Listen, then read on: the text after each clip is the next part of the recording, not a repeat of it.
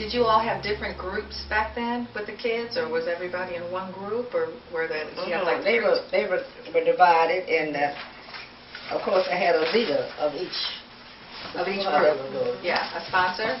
Sponsor. Yeah. Because you wouldn't have the little children doing the same thing as the teenagers, and the leader had to be a very informative person, interested person, in order for the children to want to participate. Right. And which is very challenging. So can you tell us how it all got started back in 1956? What prompted you and your friends to charter the chapter?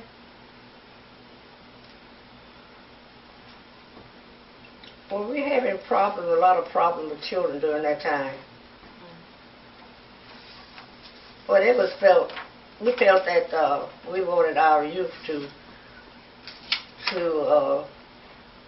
be culture motivated.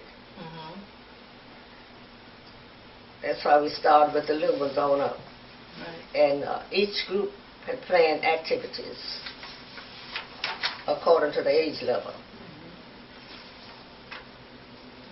Anything you can remember about your induction into the organization? No, not that. It's been so long, I forgot. Did you all have to wear all white? Do you remember? All white. What did you all wear, David? Somebody you all, not us. I don't know what we wore. I think we wore what we wanted to. I don't think it was that formal. We went on. It wasn't that formal. Oh, okay. All white. Everything is white. Yeah. Yeah. But maybe we did too. I don't know. With the initial JJ. Yes, we're all white. T-shirts. Dresses. No, dresses. Yeah. For the induction. Yeah. And then when you go out on activities, you can wear T-shirts made at United Trophy or something like that. Oh, okay. Yeah. In other words, it's almost similar to the debutantes. You teach them manners and behavior at the movies and in the community, at church, the same type thing. Yeah. Yeah. And can you tell us what were some of your fondest memories from Jack and Jill?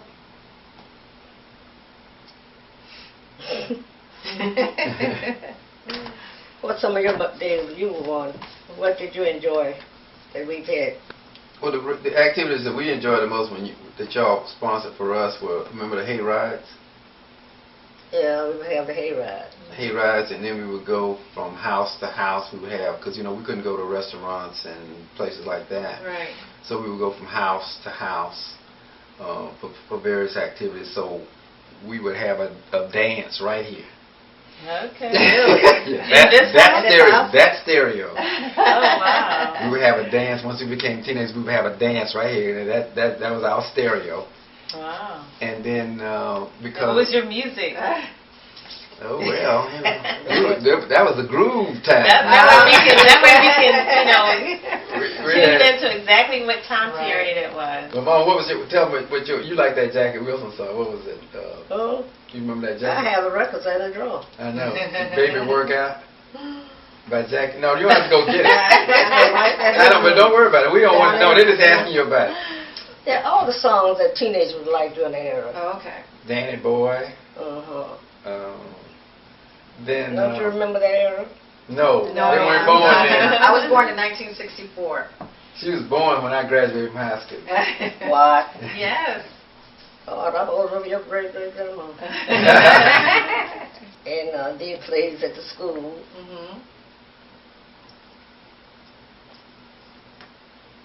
Very, well, they said I was very creative. Yeah, we see all that with your flowers and all your creations. You did these? You made these? Well, the dog. No, the flowers. The flowers. Oh, yeah, I did flower arrange. That was given to me by one AKs. Oh, okay. Yeah, with all these she did. She did all these. Yeah, she does all of these flowers. Wow. We used to, and one thing we did because of the segregation, we rode the train just to give the young kids a train ride. We would take a train from here to Sanford and back. Okay. We would take the train down, and then they would come get us and bring us back. Oh, okay. But we, Our parents were very involved in all of our activities. I mean, we were segregated then. It was tough because we didn't have the distraction. No, I won't say distraction. We didn't have the other activities that our white counterparts had. So right. we had to create our own activities. And so, what I recall is the fact that once I got to Howard, I knew a lot of people already because of Jack and Jill. And then when I went to Prairie View, we went to Pensacola for a cruise. And the guy said, well, can we want to go out and have a good time after we get off the ship. So I was flown back off the ship, an aircraft carrier, flown back to arrange for the social activities. And guess who I called? I called all the Jack and Jillers. Yeah. And so it was sort of a network that was created. And then, of course, some of the Jack and Jillers from that era have gone on to bigger and better things. I mean, some of them have done extremely well. So. Mother Mildred, was your husband involved in Jack and Jill? Yes, because my husband was a commercial dietetics major, and food is involved there. Yeah. And naturally, he was involved. Okay. That's good. Were there a lot of fathers, dads involved back then? Yeah, Do you they remember? were very involved. Yeah. They would drive us to the various, not only local activities, but southeastern activities. Okay. We would drive. Okay. Mother Mildred, did you have really close friends within the organization? Close friends? Like what? Within Jack and Jill? The other mothers? The other mothers, were they really your close friends? Yeah, because most of us were teachers. Oh, okay. Worked together. Yeah. In the school system. What school did you teach? Where did you teach? Several elementary schools. Okay. I was a home ec major, but the teachers at Jones held on to those jobs. So then I went and got elementary education because I was secondary. Okay. What grade did you teach? All of them. All of them. Wow. Oh, wow. Okay. And so the other moms were at your school, and you guys decided to... Yeah, some of Adrian Harris was the founding person of Jack and Jill. She was at the school. Alvain Forrest, who lived over the lake. And Thelma Watson was at the elementary school with me. See who else? Susie Jackson. In your recollection, were there any things about the organization that you saw change for good over time? As you spent years in the organization, did you see it grow and become better? Yes. It grew as segregation grew. We went into that phase. And they were trained how to behave. And they accepted it very well. Oh, good. That's good. Because most of the parents were teachers. So we didn't have a problem. The children were very classy. I hate to say it because of the environment. Yeah, absolutely. Right. Because of the environment. Could you ever imagine in your wildest dreams that we would have an African American president now back then? No. No. I know. I know you had to be so proud. Of the president now? Yes. Yes, we all are. Yes. Now, Miss Mildred, when you think of children today, do you think they would have some of the same needs within Jack and Jill as they did in 1956, or how do you think it may change? Well, it would be according to their well, during my time, their thoughts were a little different. And now it's kind of modernized now, They need a lot of guidance.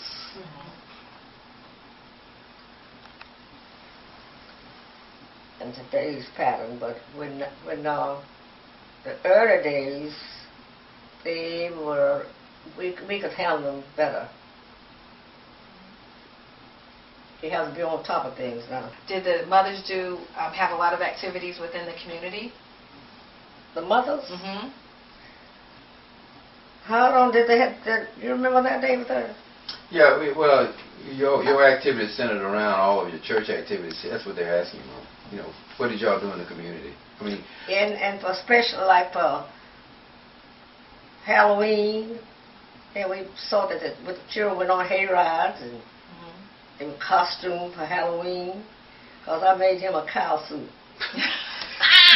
Actual suit. David, do you still have that? And we were walking on both. That you can share with us. With the tail out. This is amazing here. Yes. 1964? yes. About Your birthday. Ah, I know, right? Your birthday. Yeah, but we have more of my that. goodness. We just have to find it, and You we're would gonna have to love call. to. We're gonna have to call around and find it. Okay. And we have a picture of them. Mother, Adrian Harrison, Thelma Watson. We have a picture of all of them. Oh, Yeah, but that Mom was trying to that find was it great. today. She couldn't find She it. couldn't find We're it? gonna try to find it. Okay. And but there are a lot of little mementos Oh, like these are that running wonderful. around. Wouldn't it be great to have this on Yes. Thursday? Yep. Mhm. And Paula should have some of her mother. Yeah, Paul should have See, a lot some. of these people Yeah. are deceased. And we have a picture of all of us, the Southeastern Regional, at FAMU. We have that picture. We just have to find it. Okay. Okay. Yeah. So, Mother Mildred, would you be able to give advice to mothers of Jack and Jill of the millennium? What advice would you give to us? The mothers? Yes. Oh, just like you, if you were a teacher in the classroom, you want cooperation for the mothers, the parent, because that helps you to motivate the child more. If the the parent show interest. Right. Let's see, did we have anything for the parent and the parent have a get together? I don't know. We were too young to figure out what y'all were doing So many after we went to bed. They We don't know had what their y'all own did. private party. They were all co-workers. I mean, they all. That's the key. I mean, that's what segregation. The good thing about it. There was such a good thing about it. There was a Well, certain. see, this is a new age now. You don't have to do People what aren't we did spread out then. like they used to be. Everybody lived New right here. ideas. It was proximity. Yeah. Everybody lived in the same neighborhood. Like a family. It was a big family, so we all knew each other. And so it was a little different then. You know, we still had, what I call the bad things about segregation was when we rode that train, we could only ride in 2 cars on that train because they were segregated. CW30, I'll never forget those train numbers as long as I live, CW38 and CW40. Never forget And it. that was it. That's it. So, And how old were you, do you think? during that era? Yeah. See, 1956. I mean, you remember the train, so... I was, He because loved trains. I would take the train from here to Howard Oh, okay. in 1963. And then whenever I would go north to visit family, I would take the train. And it's the same... Same 2 cars. And CW38 was a half a car. The baggage area was in front of it. So we only had 1.5 cars. And that was it. And they wouldn't let us, in the back areas of the train. And it was called a West Coast Champion. That's what the CW meant. West Coast Champion, East Coast Champion. West Coast Champion went to Tampa, East Coast Champion went to Miami. And Mr. Brewer, we're so happy to have you with us today. Can you just give us an overall idea of what impact Jack and Jill had on your life? Well, for me, it was networking with other children, and it also gave us an opportunity to be leaders within our own right. We were ecstatic when Donald Watson became the Southeast Regional President in 1962. That's just 6 years after we got started. And he was at FISC, and we campaigned. It was a political thing. It was a political campaign. We were passing out flyers. All the things they taught us. We were very good in terms of our academics and focus on education. And so I was, in 62, I was a junior in high school when we went up to the convention in Albany. And we got him elected. It was phenomenal. And of course, he stayed in office from 62 to 64. And so, but that network of students proved to be quite beneficial. Like I said, we when I got to Howard, I knew kids from Jack and Jill. I knew kids from Atlanta and Jack and Jill. I knew kids from Pensacola. And so that network is what really meant so much to us. And we bonded. I mean, we were really tight as a group here in Orlando. I mean, it's not, we can tell stories about each other because we kind of grew up together. And, you know, and my mother's right. I mean, our parents didn't play. I mean, everybody had a piece of you. Yeah, right. We would go from house to house sometimes, and they came here because his dad is commercial dietetics, and to bake cakes. Oh, okay. He was a cake baker. They were here all the time then. Yeah, my father finished Tuskegee. Okay. So he finished under that Booker T. Washington philosophy. He had a Bachelor of Science in what would now be considered to be nutrition. Okay. That's what they call it in culinary arts. But he was extremely good in chemistry. And he taught me chemistry, frankly. Okay. I was a biology and chemistry major. Oh, okay. So I knew chemistry so well because my father knew chemistry. Because even though it was career, what we call vocational ed, it was a bachelor's level. And so it was a whole different mindset during that era. But we were really tight. I mean, everybody here is just, we know each other extremely well. And you mentioned some leaders came out of your circle. Yeah, well, you have a judge, Eleanor Mitchell Hunter is a judge. Don Watson became the attorney for Meharry Medical College. Because I went on in the military. I did my thing in the military. They were very close-knit children. And David Forrest is an attorney. He's right across the street. Albert Brinson, I don't know if Albert was they had left by the time Jack and Jill got started, I guess. Albert graduated. Yeah, because when you went to Harvard, Albert was supposed to have been your guardian to look over you for us. Couldn't find me. I was too busy going. I was gone. Well, I know for me, my husband, we've moved a lot. And so every time we move to another state, it's helped me, meet new friends and get acclimated to the area. And I remember here, we just moved here in August. And one of the Jack and Jill moms, Jamila Jones, she was right down the street from me. She came over to my home when the truck was in the driveway. And she helped me unpack, and so, it just made me feel warm and welcome, like, okay, at least I know one person here, but I didn't know anybody. And so, for me, it's been a lifesaver for my children as well. Where are you from? I'm originally from Ohio, but we just moved here in August from Houston, Texas. Yeah. And for us, we've been here 3 years from Baltimore, and it was very different. In the area where we live, there were not a lot of brown children. So that's been one blessing for Jack and Jill, for our family. It allows our son to have children that look like him as friends, whereas in school, he's one of the only ones. So that's a real benefit for our family. Now, you're a doctor, right? Yes. Okay, where did you go to med school? University of Maryland. Okay, good. Yeah, we have my What's your field? Radiology. Yeah. And what's your field? Yeah. I'm a stay-at-home mom. Okay. I do have a degree in marketing from the University of Akron. Okay, what about your husband? He is a surgeon. Okay. He's actually at Celebration Hospital. He's a general surgeon. Yes, that's good. Now, Mother Mildred, are there any final words you would like to share with the mothers of the chapter today? Good luck. Thank you. Thank you. Being the guest speaker. And you mentioned that you were in the military. Yeah, I'm a retired vice admiral, which is a 3-star admiral. I was the 5th African American 3-star in the history of the Navy.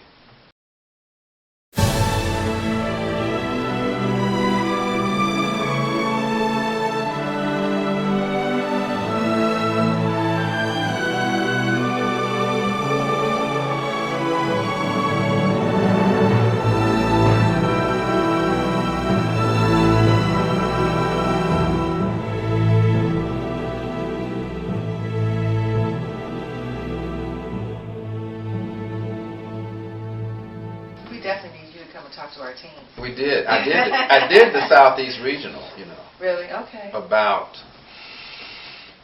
I don't know how many years ago that was now. It had to be, it was in the early 2000s. Whenever the Southeast Regional was in Orlando last, I was one of the guest speakers. I spoke to the students. Your teen conference, or was it an area work day? It was kids from all over the Southeast were here. Okay. They were out at Disney. Okay. So I went out to Disney because I do a special presentation for students called Good Habits Plus Goals Minus Drugs Equals Success. And it's an interactive, very interactive presentation I do with kids. Okay. Because after I retired from the Navy, I became superintendent of schools for LA, Oh, wow. Los Angeles. Okay. So that's why Block and I are good friends. Mm-hmm. And so that's What year was that when you brought the ship to Fort Lauderdale 1992. and invited all his teachers to aboard it? Yeah, we had I had a big reception for him down there. I was captain of my second ship. I brought it to Fort Lauderdale. Okay. We pulled into Fort Lauderdale, so I invited a bunch of people. And from they Orlando. toured the Oh, ship. that was nice. So they came down they took a bus down. Yeah. Had a good time. And then one place you went to had all the school children come. What? And they had a picnic on the top deck. Mm-hmm. You got that? I'm trying to figure out when that was. Which event that was. You got a better memory than I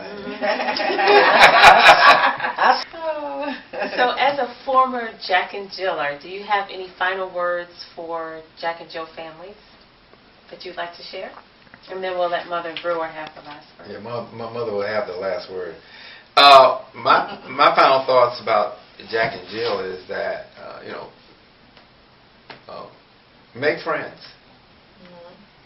Make friends. Get to know each other. Because in the final analysis, it's going to be about relationships. And that your success in life, not only academically, not only in careers, but on a personal level, will really boil down to relationships. And that's what Jack and Jill is really all about.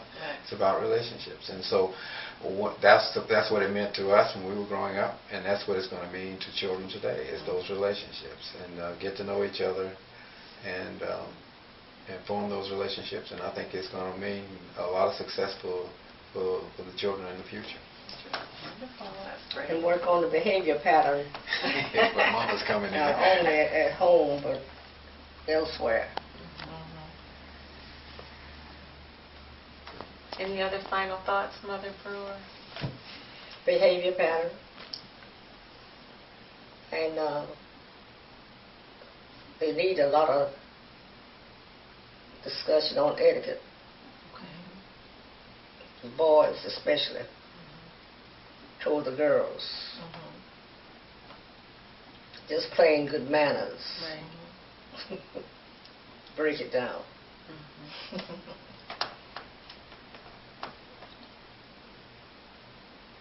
Respecting. What's your last thought? I just had it.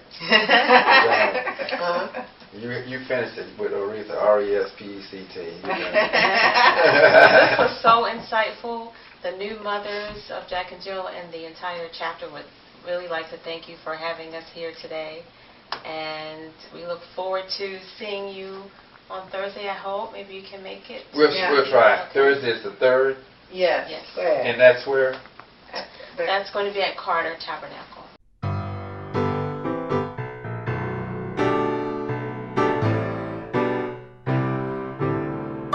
Let's work, let's play, let's live together is our Jack and Jill motto forever. We're one big family of love with blessings from God up above. Gain our children's trust make them leaders we must, to believe in themselves, to achieve and excel. Let's work, let's play, let's live together is our Jack and Jill motto forever. In our hearts we pray that every day our motto's fulfill. Long live Jack.